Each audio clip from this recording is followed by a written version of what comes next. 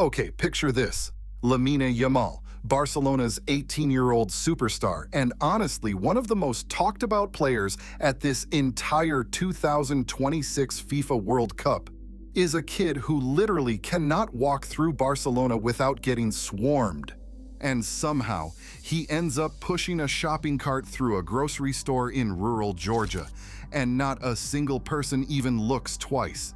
That actually happened during this World Cup, and honestly, it's just one piece of a much bigger story about what happens when the most famous athletes on the planet get dropped into small-town America for a month straight.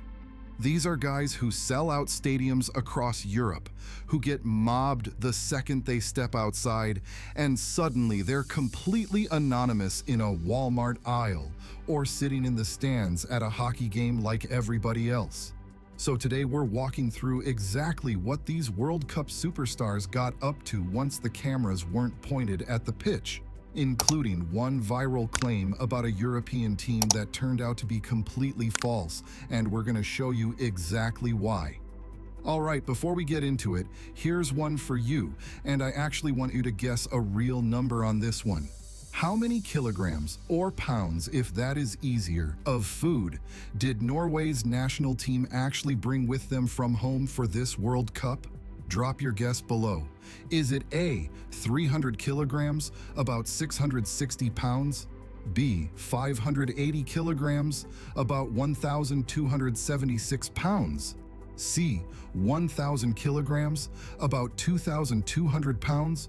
Or D, 2,200 kilograms, nearly 4,850 pounds? Go ahead and comment your answer, because the real number actually surprised a lot of people online, and we're confirming it later in the video. So here's something most fans never really think about when a World Cup rolls around. Every single one of the 48 teams competing in this expanded 2026 FIFA World Cup had to pick an American city to actually live in for weeks, training every day and sleeping there every night long before their first match even kicked off. And a lot of these teams did not end up somewhere glamorous like Los Angeles or New York. Spain, one of the favorites to win the whole thing, set up camp in Chattanooga, Tennessee, training out of the Baylor School, a private boarding school facility that gave head coach Luis de la Fuente the kind of controlled environment he wanted for his squad. Algeria moved into Lawrence, Kansas, which is a college town most casual fans honestly couldn't find on a map. Norway, playing their first World Cup since 1998, ended up in Greensboro, North Carolina. So you've got players who are used to five-star treatment in massive European capitals, suddenly living in mid-sized American towns for a month, training at university sports complexes, figuring out everyday American life right alongside everyone else. And that setup alone created some of the most unexpectedly charming moments of the entire tournament, and honestly, it had nothing to do with the actual football. Okay, let's start with Lamine Yamal, because his story might be the wildest one of the whole tournament. Yamal is 18, plays for Barcelona, came up through their famous La Masia Youth Academy, and is already considered one of the best players alive. If you need a reminder of just how quickly his star rose, this is the same kid who scored that stunning long-range equalizer against France in the Euro 2024 semi-final at age 16, one of the most iconic goals of the tournament, and he became the youngest Ballon d'Or nominee in history shortly after. People are genuinely calling him the future face of the sport. In Spain, he cannot walk down a street without getting swarmed. So when Spain set up their base near Chattanooga, Yamal apparently needed to run an errand, and somebody filmed him pushing a cart through a Walmart in Fort Oglethorpe, Georgia, just down the road from the team's camp. That video went viral almost instantly. And honestly, what made it so striking wasn't just that Yamal was there, it was that literally nobody around him seemed to notice or care. He posted about it himself on Instagram, and outlets including Bleacher Report, ESPN, and a bunch of local Georgia news stations all confirmed the footage was real. So here's a guy who can't buy a coffee in Barcelona without security getting involved, just casually loading groceries into a cart while shoppers walk right past him. His Spain teammates like Pedri, Nico Williams, and Rodri were presumably somewhere nearby experiencing much the same thing. Erling Haaland had a similar moment, just in a totally different setting. Haaland plays for Manchester City and is widely considered the most feared striker alive right now, and he's leading Norway in their first World Cup in nearly 3 decades. Alongside him is Martin Odegaard, the Arsenal captain and Norway's creative engine in midfield, who was also making his World Cup debut. A few days before his own World Cup debut, Haaland and a handful of Norway teammates showed up to Game 5 of the Stanley Cup Final in Raleigh, North Carolina, to watch the Carolina Hurricanes play the Vegas Golden Knights. Cameras caught him up on the big screen grinning ear to ear, enthusiastically twirling a little Hurricanes rally towel like he'd grown up in those seats. The Hurricanes even gifted the Norway players jerseys afterward. Nobody arranged this for press. It was just a group of soccer players who happened to be a short drive from one of the biggest hockey games of the year and figured, why not? What both of these moments really capture is something genuinely interesting about how fame just works differently here compared to Europe. These are two of the most recognizable athletes on the planet, and for one night each, they were just guys in the crowd. Now, here's where we need to slow down for a second, because this next story went viral for all the wrong reasons, and honestly, it's worth setting the record straight. Back in June, a claim started spreading across Instagram, Facebook, and X that the Norwegian national team distrusted American food so much that they shipped in 2,200 pounds of their own food and brought their own chefs just to avoid eating anything from the US. The most viral version specifically said they packed 6,000 oranges. It spread fast, racked up a ton of engagement, and a lot of people just took it completely at face value. Here's the thing though. It's false. Not just slightly off, but actually fact-checked and debunked by both Snopes and ABC News.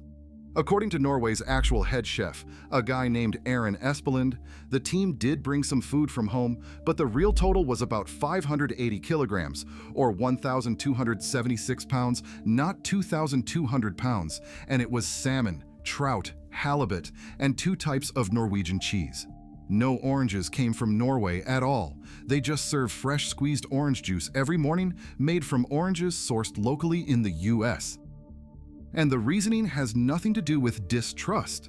Espeland explained it is really just about consistency for elite athletes, not quality concerns. Sports nutrition experts backed that up too, and pointed out Argentina and Uruguay did the exact same thing at the 2022 World Cup in Qatar, bringing their own meat to keep nutrition consistent during a high-stakes tournament.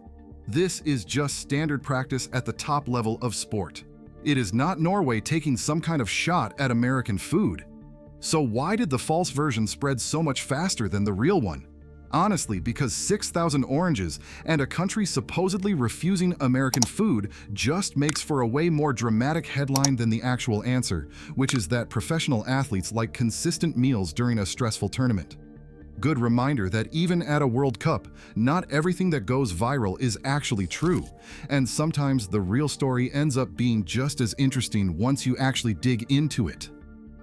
Beyond the food and the Walmart trip, the base camp locations themselves created some genuinely funny culture clash moments too. Switzerland set up their camp in San Diego and shared an official map on social media that included a section literally labeled Snake Area.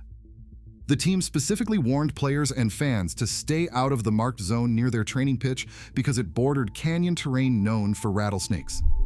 According to the San Diego Natural History Museum, the region has 4 different species of venomous rattlesnake. Switzerland has venomous vipers back home, sure, but zero wild rattlesnakes. So this was a genuinely new thing for their medical staff to plan around. And turns out Switzerland wasn't even alone in this. Norway, all the way over in Greensboro, North Carolina, got a similar warning about copperhead snakes near their own facility. Greensboro's city website actually says copperheads are very common in the area and warns people not to provoke or disturb them under any circumstances. So you had two completely different World Cup teams on opposite sides of the country, both getting briefed on local snake populations before they could even start training. Then there's just the geography of where these massive teams landed. 4 major World Cup nations, Argentina, England, the Netherlands, and Algeria, all chose the Kansas City metro area as their base camp region. Argentina, the defending champions, set up at the Sporting Kansas City Training Center. Algeria specifically ended up in Lawrence, Kansas, a college town built around the University of Kansas, which means one of the world's most prominent football nations is now living in a town known mostly for Jayhawks basketball. And Argentina's actual arrival became its own story. The team flew in on a charter plane numbered Flight 1978, a direct tribute to the year Argentina won their first World Cup as the host nation. The plane itself, an Airbus A330, had Lionel Messi's number 10 painted across the tail alongside 3 gold stars for each of their World Cup titles. Confirmed by the Associated Press and a bunch of other outlets covering their arrival into Kansas City, 11 hours and over 5,000 miles after leaving Buenos Aires. Okay, now here's the part that really puts everything into perspective. While Yamal was out there discovering Walmart and Holland was discovering hockey, one player at this entire World Cup wasn't experiencing any culture shock at all.